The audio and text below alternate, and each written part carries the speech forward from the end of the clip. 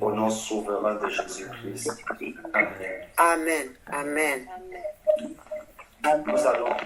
Nous allons prendre rapidement quelques témoignages et si au passage il y a 2 ou 3 questions, nous les prenons avant d'aller nous reposer. Oui, sœur Elisabeth. Je disais bonsoir tout le monde. Prophète, moi j'ai une question. Je vais essayer de la poser plus clairement que je peux. Tous les chrétiens peuvent louer le Seigneur, mais quand on a la grâce par rapport au chant, la louange, comment dire? En fait, on a tous des onctions différentes, bien que le même esprit. Est-ce que par rapport à la louange, quelqu'un peut avoir une onction particulière et comment la reconnaître et comment on va dire, comment la développer, la cultiver, je ne sais pas trop comment dire. Par exemple, moi je sais que dans une certaine atmosphère, je vais être beaucoup plus à l'aise, par exemple, dans l'atmosphère qu'il y aura dans un culte, ou alors même certains types de chants ou de louanges. Donc, est-ce que c'est normal, enfin, pas est-ce que c'est normal, mais comment le développer, comment le cultiver, voilà. Wow. Gloire à Dieu, très très bonne question. Et je crois d'ailleurs que normalement c'est une question il est prévu normalement que nous abordions cette question lors des échanges que nous aurons, je crois prochainement avec le groupe de l'équipe de la chorale au niveau de la GVC. Pour répondre, directement à ta question, oui, il y a des onctions particulières en ce qui concerne, le domaine de la louange. D'ailleurs, on voit que dans la Bible, c'était d'abord les anges spécifiquement qui avaient la responsabilité de la louange, l'action de grâce, l'adoration. Et on voit que même parmi les anges, il y avait des classifications d'anges. Ok, après, le ministère de la louange, de l'adoration, des actions de grâce a été confié aux Lévites. Est-ce que nous sommes ensemble? A été confié aux Lévites. Ça veut dire que pour se retrouver en train de conduire les moments de louange, les moments d'adoration, les moments d'action de grâce, il fallait être oint en tant que Lévite. Donc, il y a des onctions spécifiques, particulières, avec des manifestations diverses en ce qui concerne le ministère de la louange. Ça, c'est premièrement. Deuxièmement, comment développer un ministère de louange. Comment développer un ministère de louange? Premièrement, il faut travailler sur sa consécration. La première des choses qui fait la différence, c'est la consécration. Vous savez, lorsque quelqu'un prend par exemple le micro, ça c'est sur le plan spirituel, lorsque quelqu'un prend le micro, moi j'hume l'odeur de sa consécration.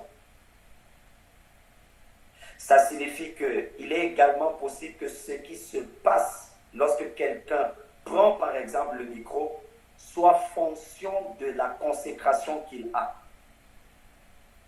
Et des fois, vous pouvez être choqué que quelqu'un, se pourrait-il faire, n'ait pas forcément une voix aussi excellente que celle des autres, mais lorsque cette personne prend le micro, à cause de sa consécration, c'est extraordinaire.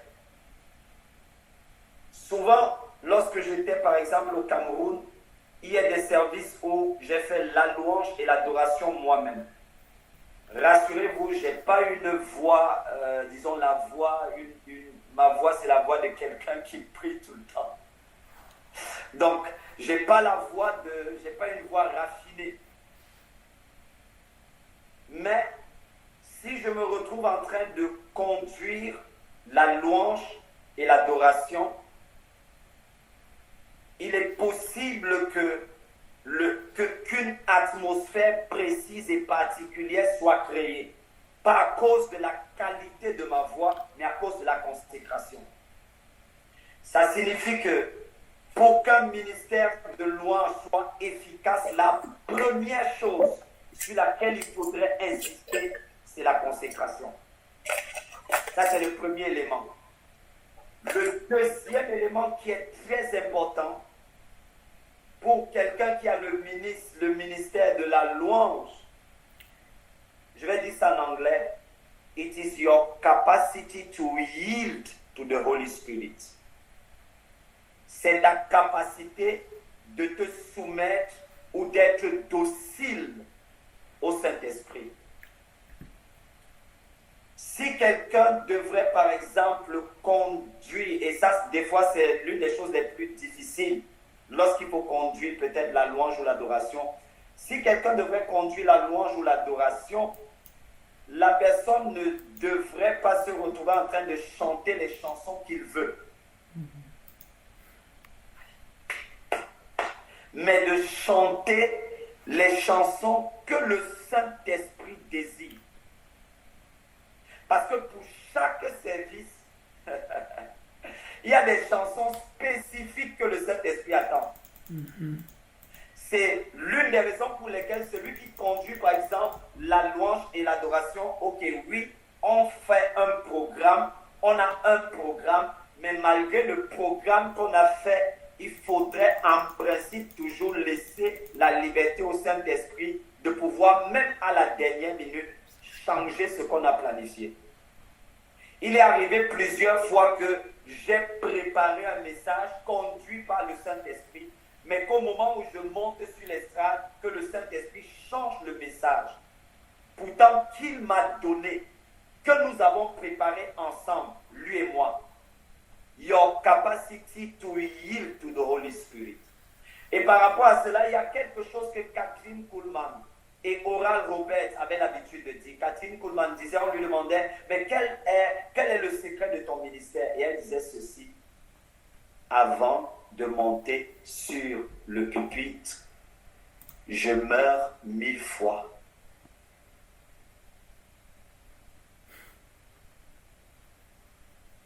Si celui qui monte, par exemple, sur l'autel n'a pas prié la veille, on sait.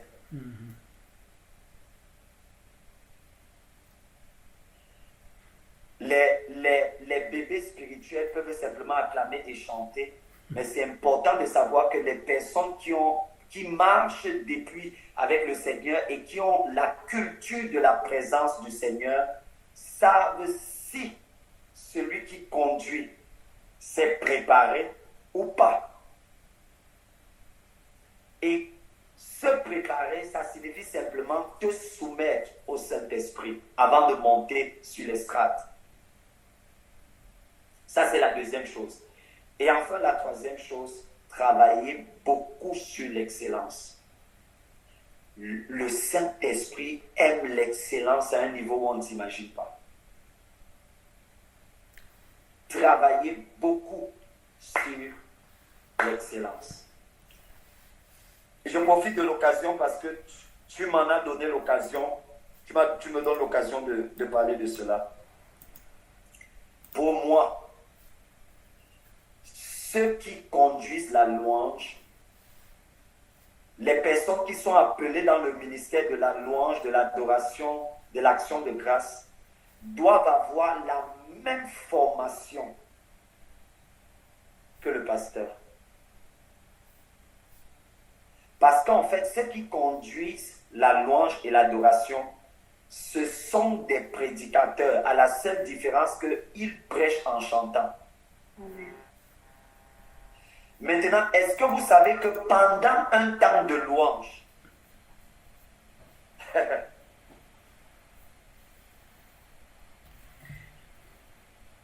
chaque chant de louange qu'une chorale chante par exemple, l'un des exercices auxquels je me prête toujours, c'est que lorsque je suis par exemple à un endroit et qu'il y a la louange et l'adoration, chaque vers de louange ou d'adoration, je le compare toujours à la parole. Et il y a beaucoup de chants qui ne sont pas bibliquement corrects. Amen. Ouais. Et des fois, ça réduit l'intensité de la gloire. Oh. Nous sommes dans la nouvelle alliance.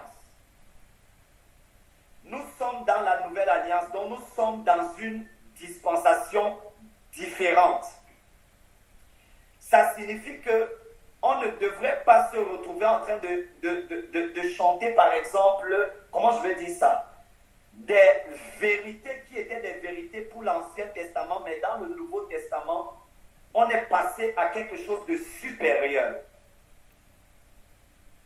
Donc, des fois, il arrive que les chantres ne prêtent pas attention à ce qu'ils chantent. Ils chantent uniquement la chanson, mais ils ne prêtent pas attention à la qualité du message. J'ai envie de dire à la conformité biblique du message. Or, c'est important de lire que dans la Bible dit que Jésus confirmait la prédication des apôtres. Ça signifie que lorsque la prédication n'est pas conforme à ce que la parole de Dieu enseigne, ce n'est pas confirmé par Jésus. C'est la même chose avec les chants de louange et d'adoration. Lorsque ce n'est pas conforme, on peut voir que la gloire ou le niveau de gloire, il n'est pas comme il devrait être, ou il n'est pas un niveau élevé et extravagant. Donc, toutes ces choses que nous sommes en train de citer, lorsque toutes ces choses sont mises ensemble, la manifestation de la gloire de Dieu, de la puissance de Dieu, elle est juste extraordinaire. Lorsqu'il y a de l'excellence, il y a de la consécration, il y a de la soumission au Saint-Esprit, la qualité du message est correcte.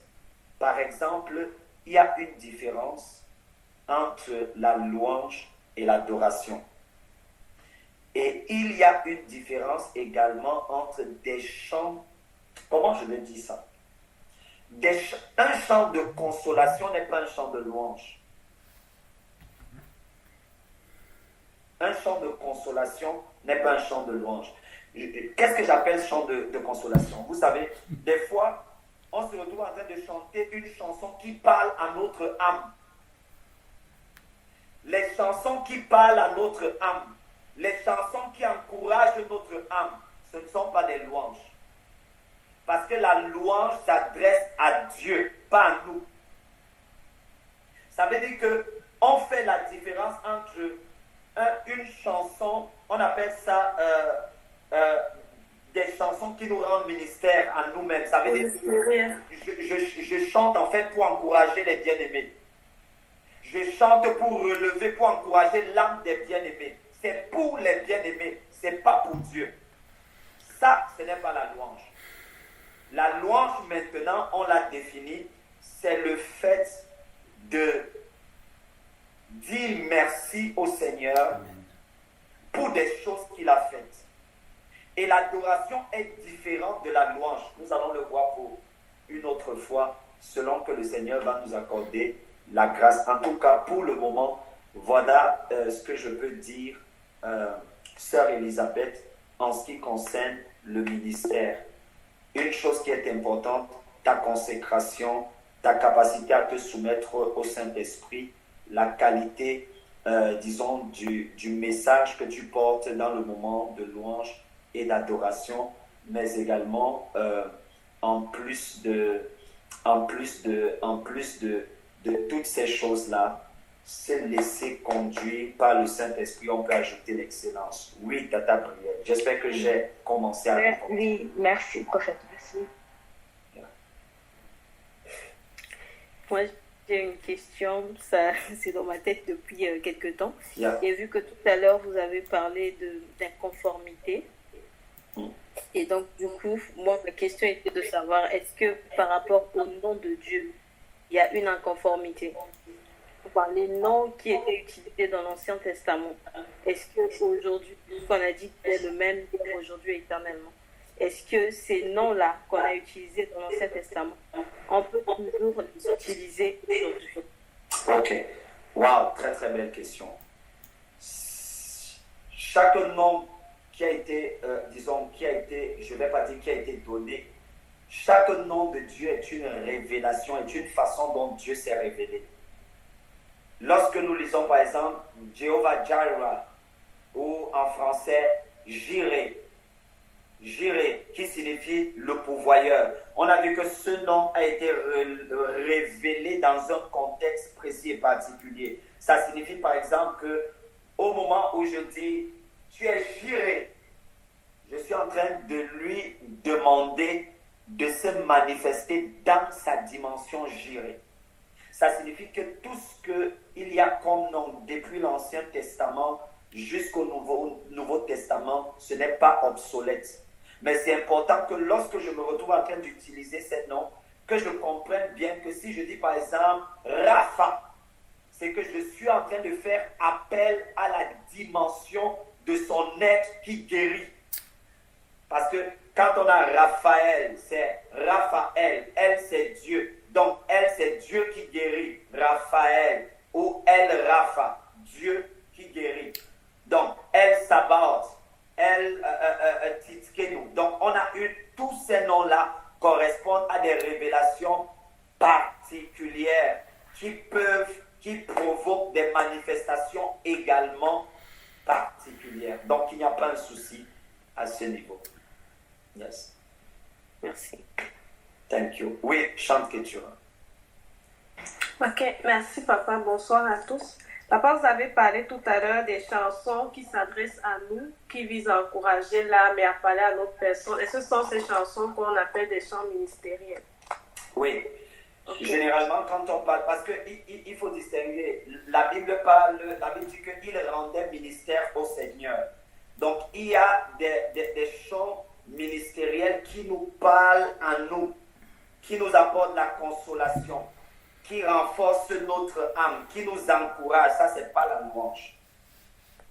Ça, ce n'est pas la louange. Lorsqu'on parle de la louange, elle quitte de nous et elle s'adresse à Dieu. C'est des choses qu'il a faites, ce sont des choses qu'il a accomplies. Donc, les chants qui parlent à nous, par exemple, dans le livre des Psaumes, on va voir que dans plusieurs psaumes, David parle à son âme. Ça veut dire qu'en fait, ces chants-là, ils peuvent être, en fait, c'est comme des cantiques qui sont chantés d'une façon particulière. Parce que vous allez vous rendre compte que la plupart du temps, les cantiques, des fois, nous avons certains cantiques qui parlent à notre âme, qui encouragent notre âme.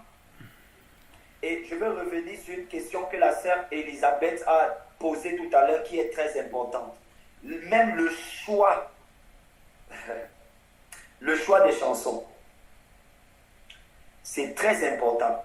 Même le choix des chansons doit être conduit par le Saint-Esprit. Pourquoi? Parce que c'est important de comprendre que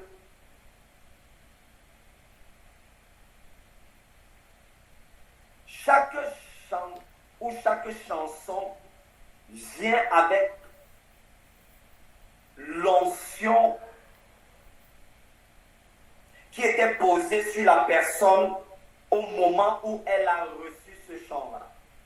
Ça, c'est la première des choses qu'il faudrait savoir. C'est important. Ça veut dire qu'une chanson vient également avec l'onction qui s'est déversée, qui était déversée sur la personne qui a reçu ce chant.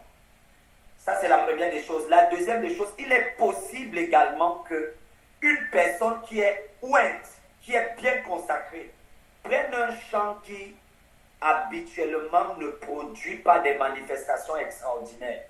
Mais lorsque la personne qui est consacrée prend cette chanson-là et la chante à cause de sa consécration, ce que vous allez voir, ce sera juste extraordinaire. Yeah. Amen. Oui, frère Clinton. Bonsoir papa, bonsoir à tout le monde. Papa, ma question est celle de savoir, tout à l'heure par exemple, vous avez dit que la louange c'est quelque chose d'extravagant. Oui. C'est quelque chose qu'on fait en dansant.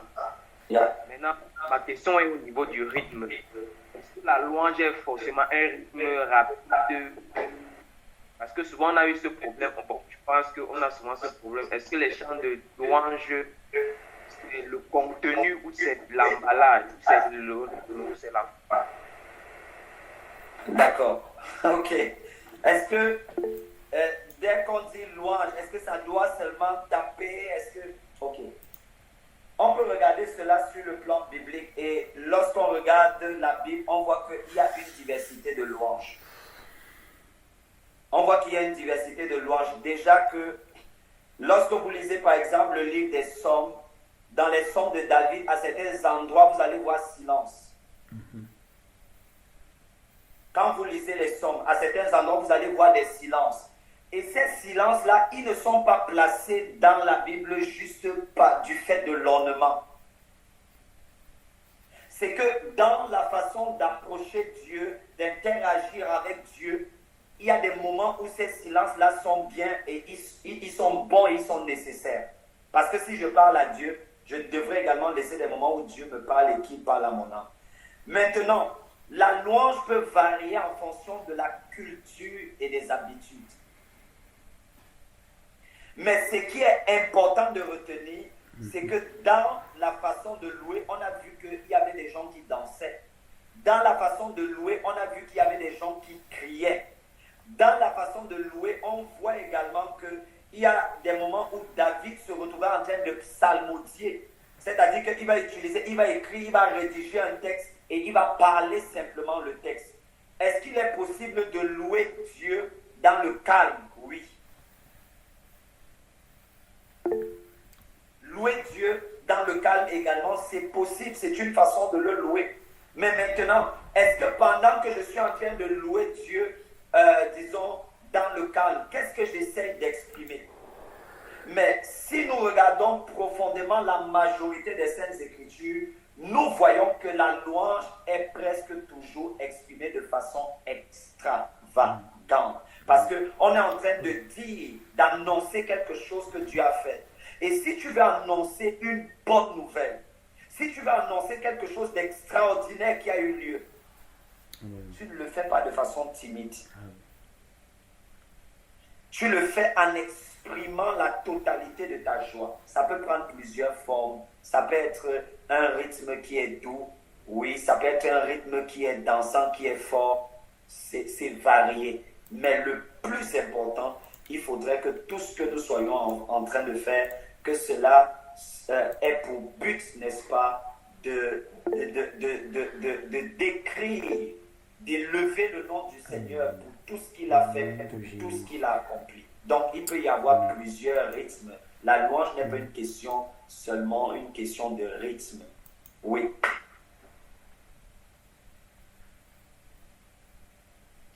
Ok, très bien. Est-ce qu'il y a des questions encore? S'il n'y en a plus, nous allons conclure et permettre aux uns et aux autres d'aller se reposer parce qu'il y a des personnes qui travaillent demain.